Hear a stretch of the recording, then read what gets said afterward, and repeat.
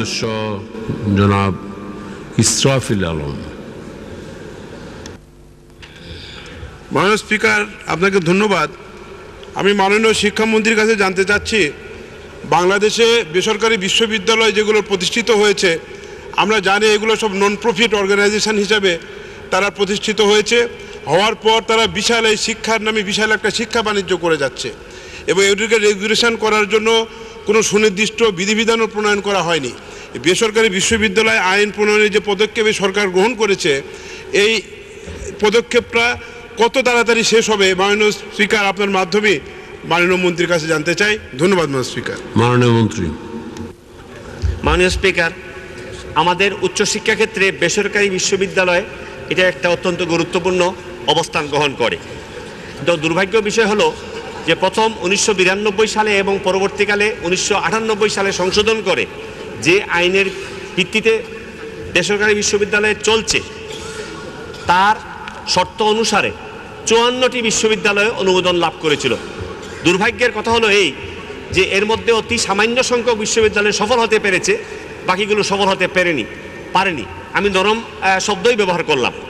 দেখা যাচ্ছে যে অনেকগুলো বিশ্ববিদ্যালয় তারা কোনো শর্তই পূরণ করে নাই। প্রায় 10 বছর অতিক্রম করার পরও 5 বছরের মধ্যে শর্ত পূরণ করতে হবে এমন ধরনের শর্ত তারা পূরণ করেন নাই। এবং অনেকগুলো বিশ্ববিদ্যালয় তারা শিক্ষার্থীদের কাছ থেকে বিপুল পরিমাণ অর্থ নিচ্ছেন এবং বলা যায় যে সার্টিফিকেট বিতরণ বা ব্যবসায়ও জড়িত রয়েছেন। এবং অন্যদিক থেকে এটাও বলা যায় যে অনেকগুলো বিশ্ববিদ্যালয় সফল হয়েছে এবং তারা খুব ভালো করছেন। তো আমাদের যেহেতু এটা পূর্ণাঙ্গ আইন নেই, সেজন্য আমরা তাদেরকে কঠোরভাবে এই সকল শর্ত পূরণ করে বিশ্ববিদ্যালয়ের সঠিক মান অর্জনে বাধ্য করতে পারছি না। ইতিমধ্যে সরকার নতুন আইন প্রণয়ন করেছেন এবং এই সংসদে উপস্থাপন করা হয়েছে। সংসদ স্থায়ী কমিটি আমাদের সংসদীয় স্থায়ী কমিটি নিকট প্রেরণ করেছেন। সংসদীয় স্থায়ী কমিটি এটা বিচার বিশ্লেষণ করে প্রায় চূড়ান্ত করে ফেলেছেন। আজই সকালে সভা ছিল, আজকের সভায় প্রায় শেষ হয়েছে। আগামী 13 তারিখে এটা 14 তারিখে এটা চূড়ান্ত করা হবে এবং সংসদে উপস্থাপন করা হবে। আমরা আশা করি এই বেসরকারি বিশ্ববিদ্যালয় বিল সংসদে উপস্থাপন হলে সংসদের সমর্থন নিয়ে চূড়ান্ত করা হবে এবং এইটি অনুমোদিত হলে আমাদের দেশে নতুন বিশ্ববিদ্যালয় স্থাপন করা সহজতর হবে, কিন্তু নিয়মকানুন মানতে বাধ্য করা হবে। আমরা চাই না যে আমাদের এই সকল বিশ্ববিদ্যালয়গুলোতে আমাদের দেশের সন্তানরা লেখাপড়া করুক আবার তারা প্রতারিত হোক। আমাদের সরকারি কিংবা বেসরকারি সব বিশ্ববিদ্যালয়ে আমাদের সন্তানরা লেখাপড়া করে, সকলের প্রতি আমাদের সমান দায়িত্ব রয়েছে।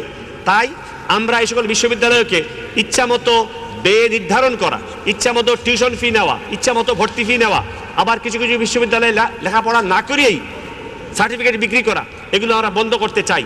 আমরা আশা করি নতুন আইন এই সুযোগ সৃষ্টি করবে এবং আমাদের বেসরকারি বিশ্ববিদ্যালয়গুলোকে সঠিকভাবে মনিটর করার, সঠিকভাবে তার মান বজায় রাখার এবং মান উন্নত করবার ব্যবস্থা করা নিশ্চিত করবে। ধন্যবাদ মাননীয় স্পিকার। ধন্যবাদ মাননীয় মন্ত্রী।